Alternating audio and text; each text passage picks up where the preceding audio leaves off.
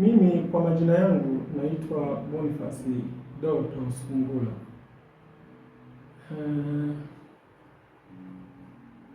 Mimi ni mzaliwa wa Tabora.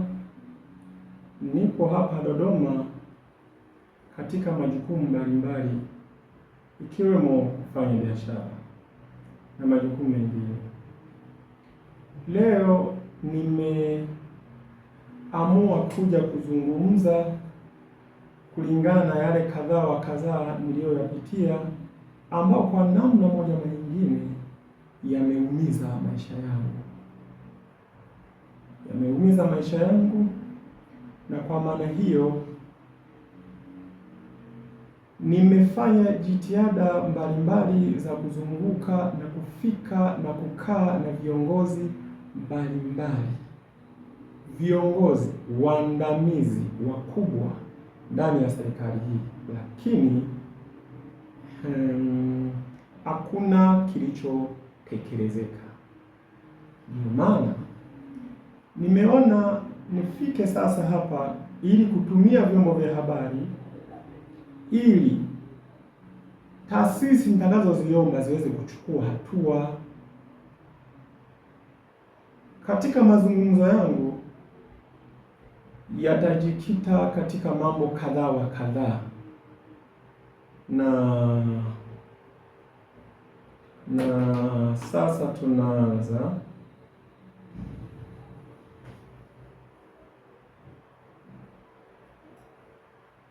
Miaka ya nyuma nilifika hapa Dodoma kwa ajili ya shughuli mbalimbali.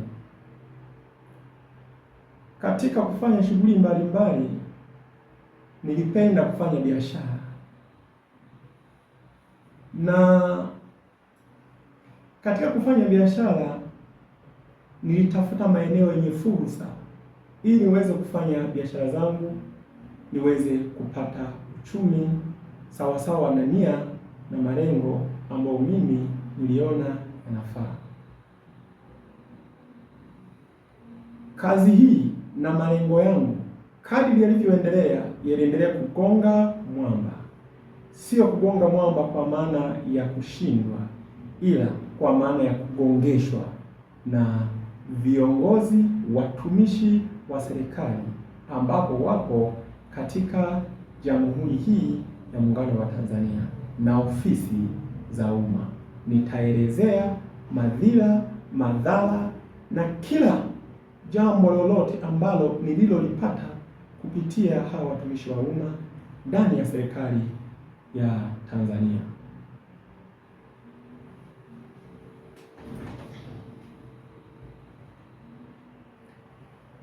Miaka kadhaa iliyopita nilifika kunako jiji la Dodoma katika ofisi ya mkurugenzi wa jiji. Hitaji langu, nilihitaji kupata eneo la biashara ambalo nitapewa eneo, nitatengeneza ofisi, kisha nitafanya biashara. Nilikutana na mtumishi wa jiji kwa jina anaitwa Maduhu. Huyu alikuwa ni afisa mipango wa jiji la Dodoma. Akanipokea, nikamwelezea, akateua kijana wake anaitwa Isaac, yuko chini yake, ni usimamizi wa mambo ya ujenzi holela.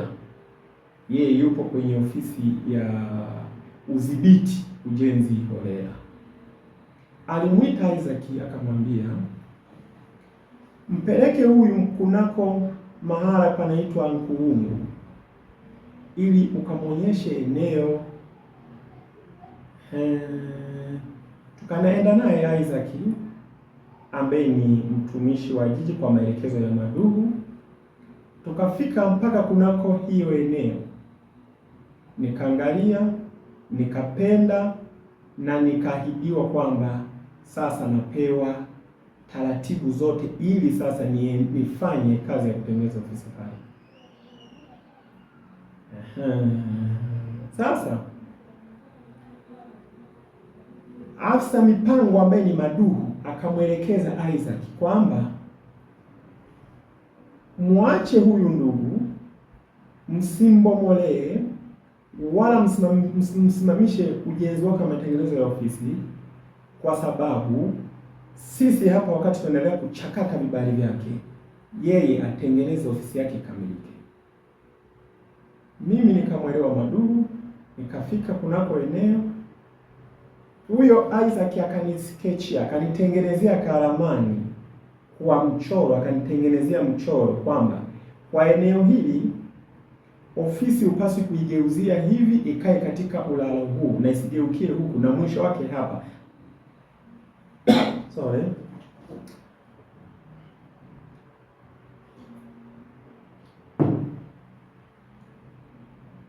Kamaliza kutengeneza kale ka mchoro, nikatengeneza ofisi ikakamilika. Nikafunga furniture. Nilitengeneza baadhi huku nje, nilitengeneza baadhi ya kuta, lakini ndani kulitawaliwa na vioo pamoja mchanganyiko na materials nyingine. Ofisi ikakamilika. Ilipokamilika ofisi, nimefunga furniture kila kitu. Kukaanza kuibuka sasa matatizo mojawapo yaliyoibuka, nikaitwa ofisini sasa kwa ofisi za jiji. Wamekuja watu wa jiji wanataka uhalali wa mimi kwa nini niko pale nafanya biashara.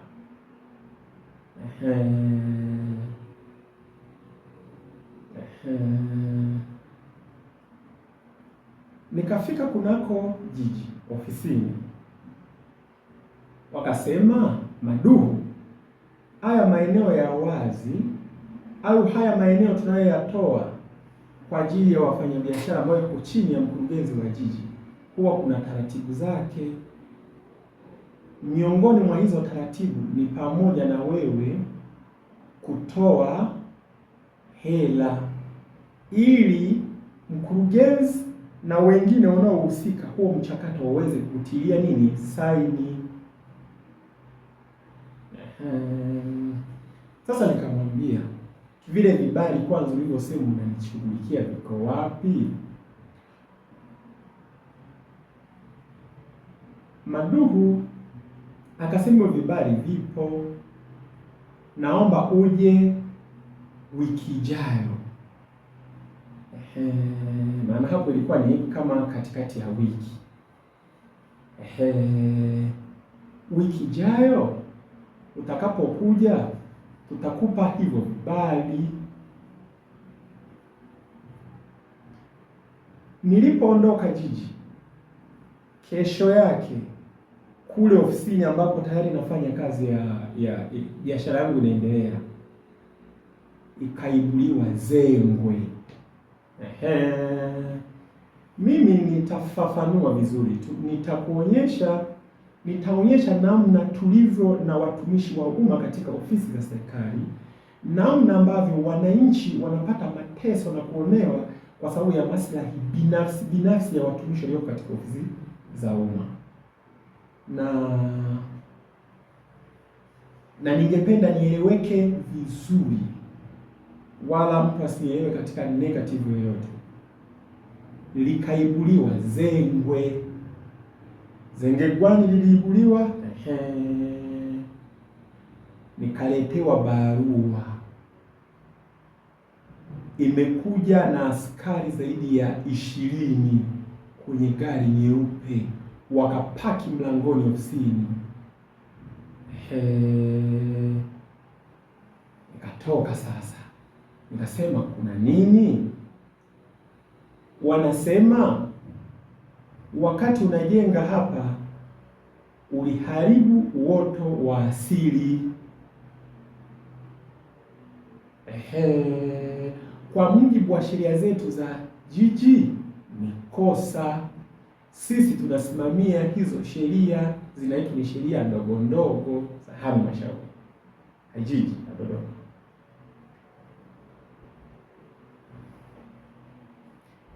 Wakampigia Maduhu baada ya kuambia, mbona hapa wakati tunakagua hata Maduhu alifika hapa na wataalamu wake, hakukuwepo hicho mnachokitaja, kwa sababu watu wote mnapoangalia hapa wamejenga,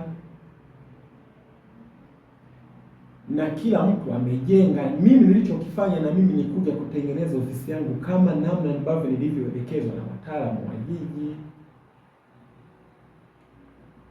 Maduhu wakawasiliana naye, akawaambia mwendelee na taratibu nilizowaelekeza. Wale bwana wakanikamata. Hilo sasa, umeona hilo zengwe? Sasa hilo ndo zengwe linatengenezwa, zengwe. Nikafikishwa kunako halmashauri ya jiji, wakaniambia kwa uharibifu wa uoto wa asili ulioutengeneza unapaswa kulipa faini au kwenda kufungwa mahakamani, ukafungwe jela. Nikawaambia napaswa kulipa shilingi ngapi? Wakasema unapaswa kulipa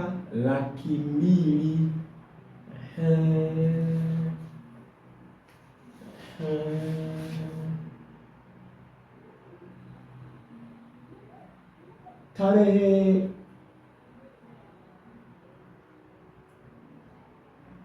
Tarehe 10 mwezi wa kwanza 2024, hii ni nyaraka wanaita ni nyaraka ya halmashauri ya kukiri kosa, jedwali la 5, wakanipa, nikalipa malipo ya shilingi 200,000 kwa sababu wanadai niliharibu uoto wa asili. Zengwe la kwanza hilo. Sasa kwa kuwa nimelipa, kesi si imeisha, wakaniachia.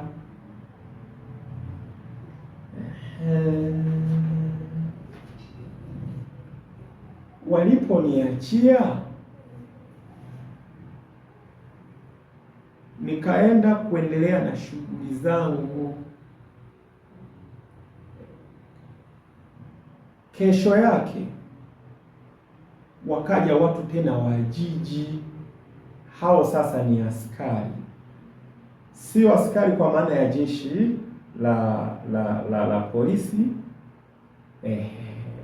bali ni askari mgambo wa jiji wakiwa na pickup nyeupe, wamejaa kwenye gari.